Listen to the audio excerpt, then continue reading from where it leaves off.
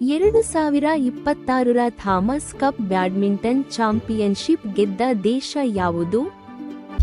Option A Bharat,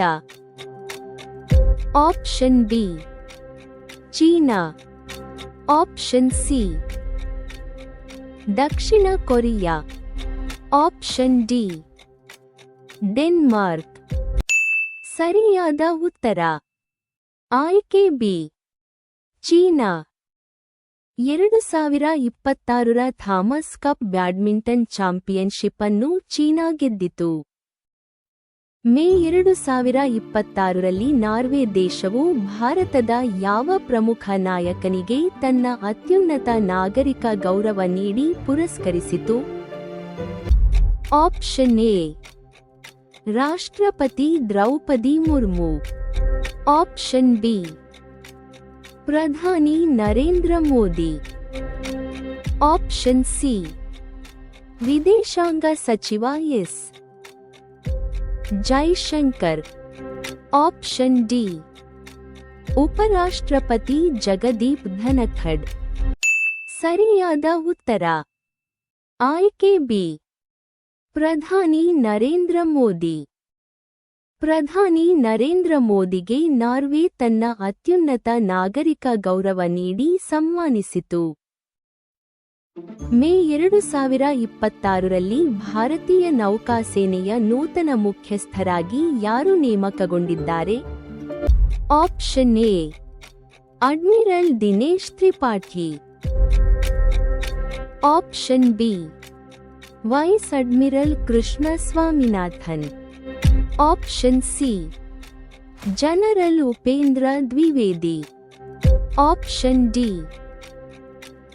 air chief marshal Amar Preet Singh. ಸರಿಯಾದ ಉತ್ತರ ಆಯ್ಕೆ B vice admiral Krishna Swaminathan. Vice admiral Krishna Swaminathan ಅವರು ಭಾರತೀಯ ನೌಕಾಸೇನೆಯ ನೂತನ ಮುಖ್ಯಸ್ಥರಾಗಿ ನೇಮಕಗೊಂಡರು. ಕರ್ನಾಟಕದ ಗ್ರಾಮೀಣ ಆಸ್ತಿ ದಾಖಲೆಗಳನ್ನು ಡಿಜಿಟಲೀಕರಣಗೊಳಿಸಲು ಇ-ಸ್ವತ್ತು ವ್ಯವಸ್ಥೆಯನ್ನು ಯಾವ ಯೋಜನೆಯೊಂದಿಗೆ ಸಂಯೋಜಿಸಲು ಯೋಜಿಸಲಾಗಿದೆ? ಆಪ್ಷನ್ ಎ ಪಿಎಂ ಕಿಸಾನ್ ಯೋಜನೆ, ಆಪ್ಷನ್ ಬಿ ಸ್ವಾಮಿತ್ವ ಯೋಜನೆ, option C Jal Jeevan mission, option D PM Awas ಯೋಜನೆ.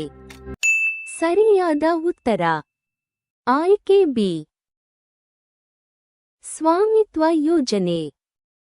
ಗ್ರಾಮೀಣ ಆಸ್ತಿಗಳಿಗೆ ಡಿಜಿಟಲ್ ದಾಖಲೆ ಮತ್ತು ಮಾಲೀಕತ್ವದ ಸ್ಪಷ್ಟತೆ ನೀಡುವುದು ಸ್ವಾಮಿತ್ವ ಯೋಜನೆಯ ಉದ್ದೇಶವಾಗಿದೆ. ಹತ್ತಿ ಬೆಳೆಯ ಇಳುವರಿ ಮತ್ತು ಉತ್ಪಾದಕತೆಯನ್ನು ಸುಧಾರಿಸಲು ಕೇಂದ್ರ ಸರ್ಕಾರ ಪ್ರಕಟಿಸಿದ ಹೊಸ ಮಿಷನ್ ಯಾವುದು? ಆಪ್ಷನ್ ಎ ರಾಷ್ಟ್ರೀಯ ಹತ್ತಿ ಅಭಿಯಾನ, option B cotton productivity mission, option C Krishi Vikas mission, option D ನೈಸರ್ಗಿಕ ಹತ್ತಿ ಯೋಜನೆ. ಸರಿಯಾದ ಉತ್ತರ ಆಯ್ಕೆ ಬಿ ಕಾಟನ್ ಪ್ರೊಡಕ್ಟಿವಿಟಿ ಮಿಷನ್. ಹತ್ತಿ ಬೆಳೆಗಾರರ ಉತ್ಪಾದಕತೆ ಮತ್ತು ಆದಾಯವನ್ನು ಹೆಚ್ಚಿಸುವ ಉದ್ದೇಶದಿಂದ ಈ ಮಿಷನ್ ಪ್ರಕಟಿಸಲಾಗಿದೆ. ಮೇಘಾಲಯದ ಉಮ್ರೋಯಿ ಮಿಲಿಟರಿ ಸ್ಟೇಷನ್ನಲ್ಲಿ ಭಾರತ ನಡೆಸಿದ ಬಹುರಾಷ್ಟ್ರೀಯ ಸೇನಾ ವ್ಯಾಯಾಮದ ಹೆಸರು ಏನು?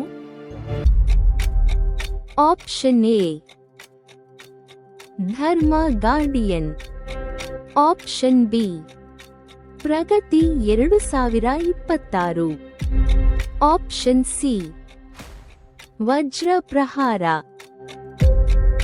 ಆಪ್ಷನ್ ಡಿ ಯುದ್ಧ ಅಭ್ಯಾಸ. ಸರಿಯಾದ ಉತ್ತರ ಆಯ್ಕೆ ಬಿ ಪ್ರಗತಿ 2026. ಉಮ್ರೋಯಿ ಮಿಲಿಟರಿ ಸ್ಟೇಷನ್ನಲ್ಲಿ 12 ಸ್ನೇಹಪರ ರಾಷ್ಟ್ರಗಳೊಂದಿಗೆ ಪ್ರಗತಿ 2026 ವ್ಯಾಯಾಮ ನಡೆಯಿತು. ಹೊಸ ಅಂತಾರಾಷ್ಟ್ರೀಯ ಕ್ರಿಕೆಟ್ ಕ್ರೀಡಾಂಗಣವನ್ನು ಯಾವ ತಾಲೂಕಿನಲ್ಲಿ ಅಭಿವೃದ್ಧಿಪಡಿಸಲು ಯೋಜಿಸಲಾಗಿದೆ? Option A Devanahalli,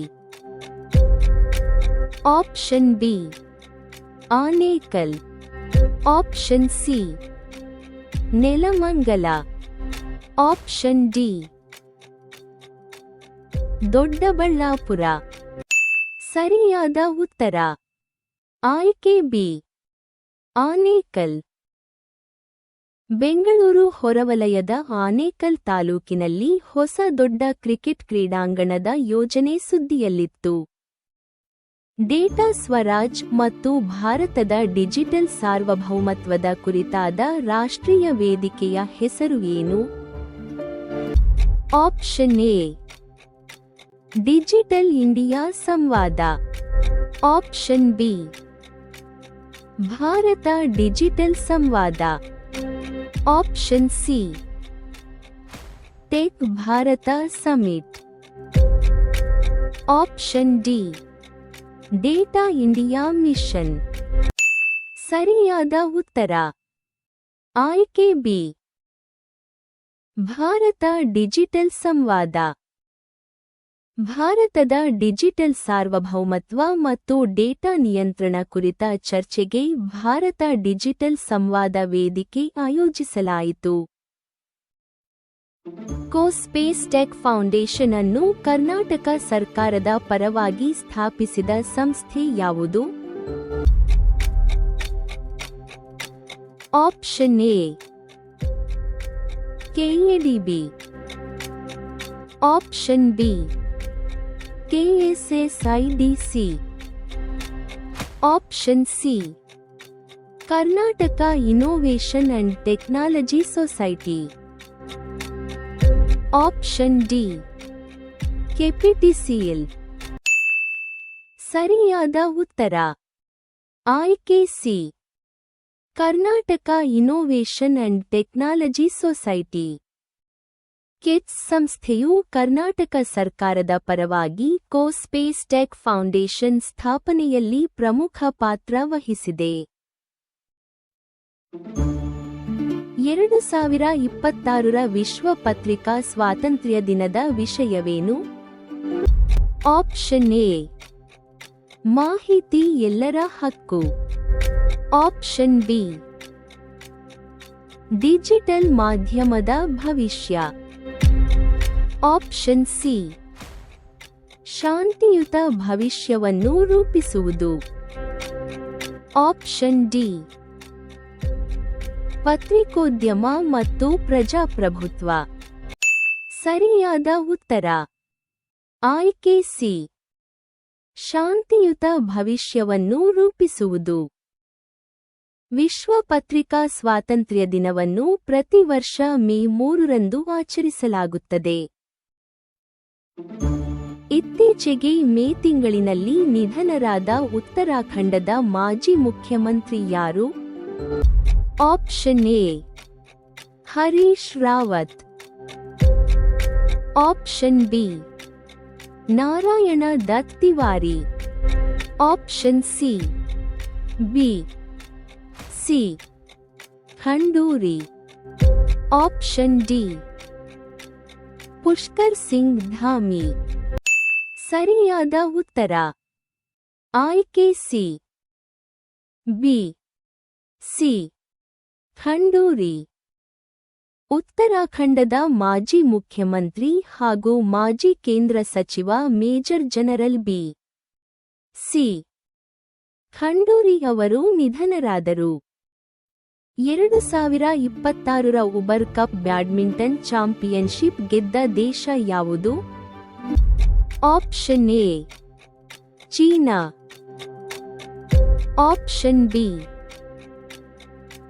Japan, option C ದಕ್ಷಿಣ ಕೊರಿಯಾ,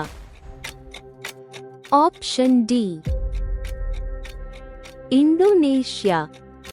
ಸರಿಯಾದ ಉತ್ತರ ಆಯ್ಕೆ ಸಿ ದಕ್ಷಿಣ ಕೊರಿಯಾ. ಡೆನ್ಮಾರ್ಕ್ನಲ್ಲಿ ನಡೆದ 2026ರ ಉಬರ್ ಕಪ್ ಫೈನಲ್ನಲ್ಲಿ ದಕ್ಷಿಣ ಕೊರಿಯಾ ಚೀನಾವನ್ನು ಸೋಲಿಸಿತು. ಪ್ರಸಾರ ಭಾರತಿಯ ಅಧ್ಯಕ್ಷರಾಗಿ ನೇಮಕಗೊಂಡವರು ಯಾರು?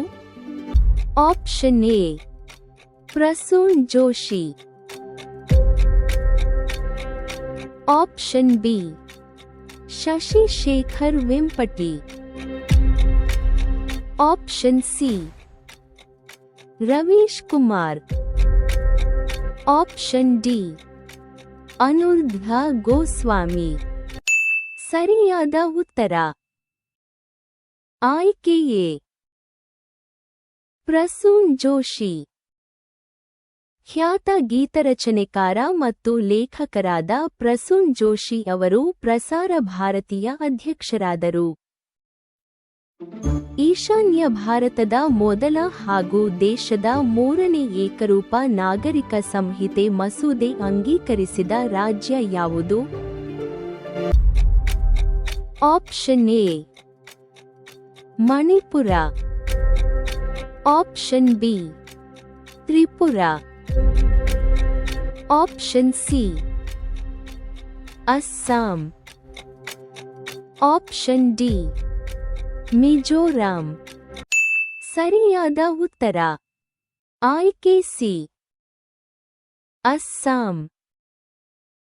ಅಸ್ಸಾಂ ರಾಜ್ಯವು ಏಕರೂಪ ನಾಗರಿಕ ಸಂಹಿತೆ ಮಸೂದೆ ಅಂಗೀಕರಿಸಿದ ಈಶಾನ್ಯ ಭಾರತದ ಮೊದಲ ರಾಜ್ಯವಾಗಿದೆ.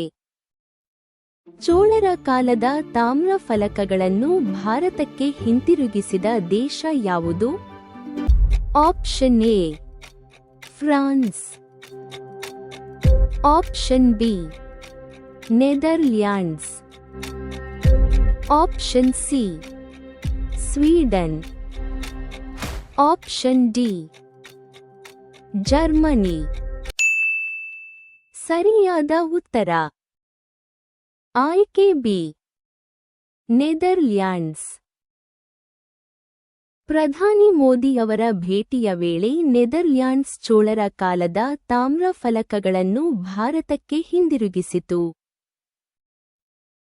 ಅಂತಾರಾಷ್ಟ್ರೀಯ ನರ್ಸ್ಗಳ ದಿನವನ್ನು ಯಾವ ದಿನ ಆಚರಿಸಲಾಗುತ್ತದೆ? Option A May 8, option B May 10, option C May 12, option D May 15. ಸರಿಯಾದ ಉತ್ತರ ಆಯ್ಕೆ ಸಿ ಮೇ 12. ಫ್ಲಾರೆನ್ಸ್ ನೈಟಿಂಗೇಲ್ ಜನ್ಮದಿನದ ಅಂಗವಾಗಿ ಮೇ 12ರಂದು ಅಂತಾರಾಷ್ಟ್ರೀಯ ನರ್ಸ್ಗಳ ದಿನ ಆಚರಿಸಲಾಗುತ್ತದೆ. Central board of film certification CBFC ಅಧ್ಯಕ್ಷರಾಗಿ ನೇಮಕಗೊಂಡವರು ಯಾರು? Option A Prasoon Joshi, option B Anupam Kher, option C Shashi Shekhar Vempati, option D Shekhar Kapur. ಸರಿಯಾದ ಉತ್ತರ ಆಯ್ಕೆ ಸಿ ಶಶಿ ಶೇಖರ್ ವೆಂಪಟಿ. ಮಾಜಿ ಪ್ರಸಾರ ಭಾರತಿ ಸಿಇಒ ಶಶಿ ಶೇಖರ್ ವೆಂಪಟಿ ಅವರು ಸಿಬಿಎಫ್ಸಿ ಅಧ್ಯಕ್ಷರಾಗಿ ನೇಮಕಗೊಂಡರು. ಭಾರತದ ಮೊದಲ ಪೇಪರ್ಲೆಸ್ ನ್ಯಾಯಾಂಗ ರಾಜ್ಯ ಎಂದು ಘೋಷಿಸಲ್ಪಟ್ಟ ರಾಜ್ಯ ಯಾವುದು? Option A Goa, option B Sikkim, option C Kerala, option D Himachal Pradesh. ಸರಿಯಾದ ಉತ್ತರ ಆಯ್ಕೆ B Sikkim.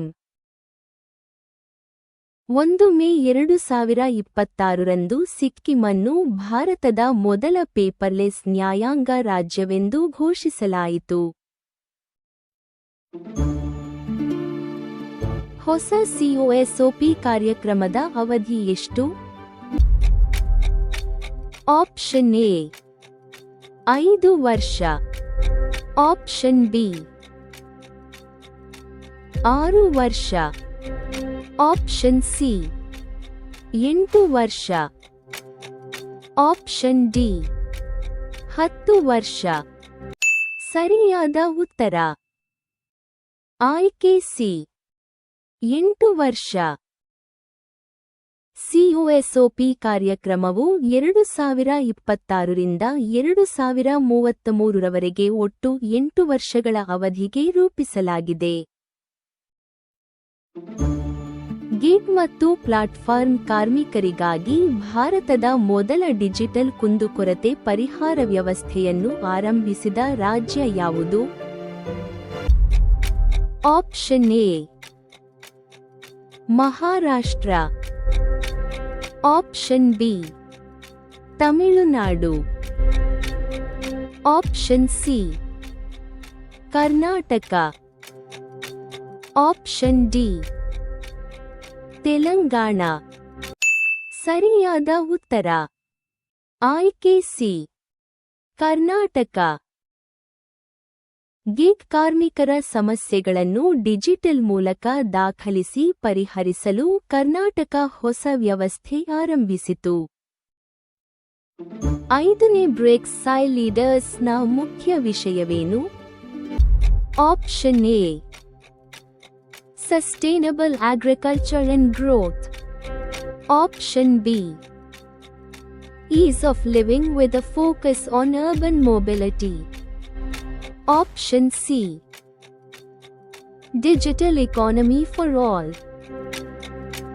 Option D Climate Finance and Development. ಸರಿಯಾದ ಉತ್ತರ ಆಯ್ಕೆ B Ease of Living with a Focus on Urban Mobility.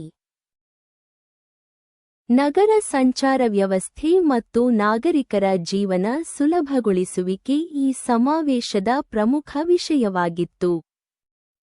ವಿದ್ಯಾರ್ಥಿಗಳಿಗೆ ಗಿಗ್ ಕೆಲಸ, ಇಂಟರ್ನ್ಶಿಪ್ ಹಾಗೂ ಉದ್ಯೋಗಾವಕಾಶ ಒದಗಿಸಲು ಕರ್ನಾಟಕವು ಯಾವ ವೇದಿಕೆಯೊಂದಿಗೆ ಒಪ್ಪಂದ ಮಾಡಿಕೊಂಡಿದೆ? Option A Apna. Option B Naukari.com. Option C Timbuktu. Option D LinkedIn. ಸರಿಯಾದ ಉತ್ತರ ಆಯ್ಕೆ ಸಿ ಟಿಂಬಕ್ಟು. ಟಿಂಬಕ್ಟು ವೇದಿಕೆಯ ಮೂಲಕ ವಿದ್ಯಾರ್ಥಿಗಳಿಗೆ ಉದ್ಯೋಗ ಮತ್ತು ಕೌಶಲಾಭಿವೃದ್ಧಿ ಅವಕಾಶಗಳನ್ನು ಕಲ್ಪಿಸಲು ಒಪ್ಪಂದ ಮಾಡಲಾಗಿದೆ. ಕರ್ನಾಟಕದಲ್ಲಿ ಪ್ರಸ್ತಾವಿತ ಭಾರತದ 2ನೇ ಅತಿ ದೊಡ್ಡ ಕ್ರಿಕೆಟ್ ಕ್ರೀಡಾಂಗಣದ ಪ್ರೇಕ್ಷಕರ ಸಾಮರ್ಥ್ಯ ಎಷ್ಟು? Option A 50,000. Option B 60,000. Option C 75,000. Option D 80,000. ಸರಿಯಾದ ಉತ್ತರ ಆಯ್ಕೆ ಡಿ 80,000.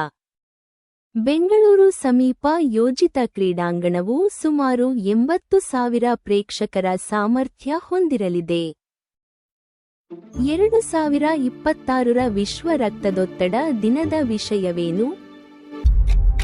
ಆಪ್ಷನ್ ಎ ಆರೋಗ್ಯಕರ ಹೃದಯ, ಆರೋಗ್ಯಕರ ಜೀವನ. ಆಪ್ಷನ್ ಬಿ ರಕ್ತದೊತ್ತಡವನ್ನು ಒಟ್ಟಾಗಿ ನಿಯಂತ್ರಿಸೋಣ. ಆಪ್ಷನ್ ಸಿ ಎಲ್ಲರಿಗೂ ಆರೋಗ್ಯ ಸೇವೆ. ಆಪ್ಷನ್ ಡಿ ಆರೋಗ್ಯವೇ ಸಂಪತ್ತು. ಸರಿಯಾದ ಉತ್ತರ ಆಯ್ಕೆ ಬಿ ರಕ್ತದೊತ್ತಡವನ್ನು ಒಟ್ಟಾಗಿ ನಿಯಂತ್ರಿಸೋಣ. ವಿಶ್ವ ರಕ್ತದೊತ್ತಡ ದಿನವನ್ನು ಪ್ರತಿ ವರ್ಷ ಮೇ 17ರಂದು ಆಚರಿಸಲಾಗುತ್ತದೆ. ಬೆಂಗಳೂರಿನ ಗ್ಯಾಲಕ್ಸೈ ಸಂಸ್ಥೆ ಉಡಾಯಿಸಿದ ವಿಶ್ವದ ಮೊದಲ ಆಪ್ಟೋಸಾ ರೂಪಗ್ರಹದ ಹೆಸರು ಏನು? Option A mission Aditya. Option B mission Drishti, option C mission Gagan, option D mission Vikram. ಸರಿಯಾದ ಉತ್ತರ ಆಯ್ಕೆ ಬಿ ಮಿಷನ್ ದೃಷ್ಟಿ. ಗೆಲಾಕ್ಸಿಯೇ ಸಂಸ್ಥೆಯ ಮಿಷನ್ ದೃಷ್ಟಿಯನ್ನು ವಿಶ್ವದ ಮೊದಲ ಆಪ್ಟೋಸಾರ್ ಉಪಗ್ರಹವೆಂದು ಗುರುತಿಸಲಾಗಿದೆ. 100 ಮೀಟರ್ ಓಟವನ್ನು 10.10 ಸೆಕೆಂಡಿಗಿಂತ ಕಡಿಮೆ ಸಮಯದಲ್ಲಿ ಪೂರ್ಣಗೊಳಿಸಿದ ಮೊದಲ ಭಾರತೀಯ ಯಾರು? Option A Neeraj Chopra, option B Gurvinder Singh, option C Gurindervir Singh, option D Amlan Borgohain. ಸರಿಯಾದ ಉತ್ತರ ಆಯ್ಕೆ C Gurindervir Singh. Gurindervir Singh ಅವರು 100 ಮೀಟರ್ ಓಟವನ್ನು 10.09 ಸೆಕೆಂಡುಗಳಲ್ಲಿ ಮುಗಿಸಿ ಹೊಸ ಸಾಧನೆ ಮಾಡಿದರು. ಬೆಂಗಳೂರಿನಲ್ಲಿ ಆರಂಭವಾದ ಬಾಹ್ಯಾಕಾಶ ತಂತ್ರಜ್ಞಾನ ಶ್ರೇಷ್ಠತಾ ಕೇಂದ್ರದ ಹೆಸರು ಏನು? Option A Karnataka space mission, option B co space tech foundation, option C India satellite hub, option D space Karnataka innovation mission. ಸರಿಯಾದ ಉತ್ತರ ಆಯ್ಕೆ B co space tech foundation. ಬೆಂಗಳೂರಿನಲ್ಲಿ ಬಾಹ್ಯಾಕಾಶ ತಂತ್ರಜ್ಞಾನ ಕ್ಷೇತ್ರದ ನವೀನತೆಯನ್ನು ಉತ್ತೇಜಿಸಲು ಕೋ ಸ್ಪೇಸ್ ಟೆಕ್ ಫೌಂಡೇಶನ್ ಆರಂಭಿಸಲಾಯಿತು.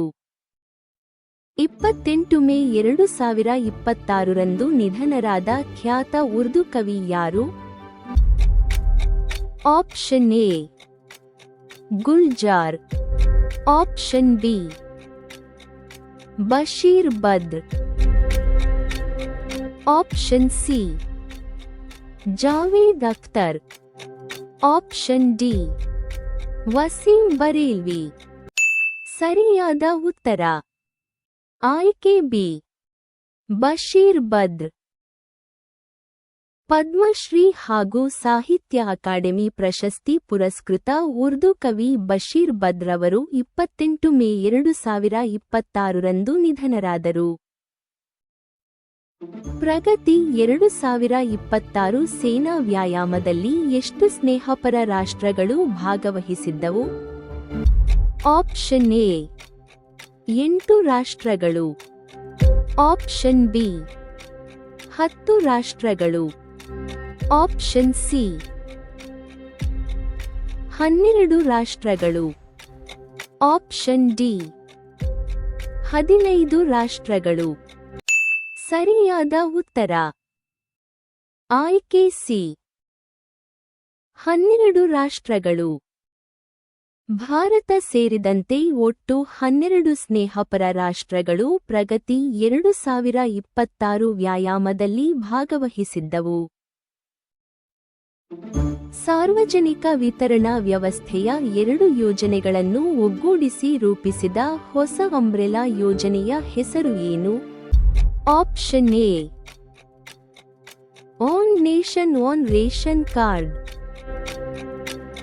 Option B Sarthak PDS, option C PM Garib Kalyan Anna Yojana, option D Bharat ಆಹಾರ ಭದ್ರತಾ ಯೋಜನೆ.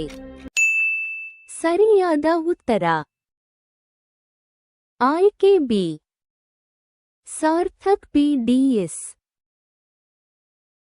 ಸಾರ್ವಜನಿಕ ವಿತರಣಾ ವ್ಯವಸ್ಥೆಯ ಕಾರ್ಯಕ್ಷಮತೆಯನ್ನು ಹೆಚ್ಚಿಸಲು SARTHAKPDS ಅಂಬ್ರೆಲಾ ಯೋಜನೆ ರೂಪಿಸಲಾಗಿದೆ. 5ನೇ BRICS supreme audit institutions leaders summit ಯಾವ ನಗರದಲ್ಲಿ ನಡೆಯಿತು? Option A New Delhi, option B Mumbai, option C Hyderabad, option D Bengaluru. ಸರಿಯಾದ ಉತ್ತರ ಆಯ್ಕೆ ಡಿ ಬೆಂಗಳೂರು. 5ನೇ ಬ್ರಿಕ್ಸ್ ಸಾಯಿಲ್ ಲೀಡರ್ಸ್ ಸಮಿಟ್ ಅನ್ನು ಬೆಂಗಳೂರಿನಲ್ಲಿ ಆಯೋಜಿಸಲಾಗಿತ್ತು. ಕರ್ನಾಟಕದ ಗೀಗ್ ಕಾರ್ಮಿಕರ ಡಿಜಿಟಲ್ ಕುಂದುಕೊರತೆ ವ್ಯವಸ್ಥೆಯನ್ನು ಯಾವ ಪೋರ್ಟಲ್ನೊಂದಿಗೆ ಸಂಯೋಜಿಸಲಾಗಿದೆ? ಆಪ್ಷನ್ ಎ ಸೇವಾ ಸಿಂಧು,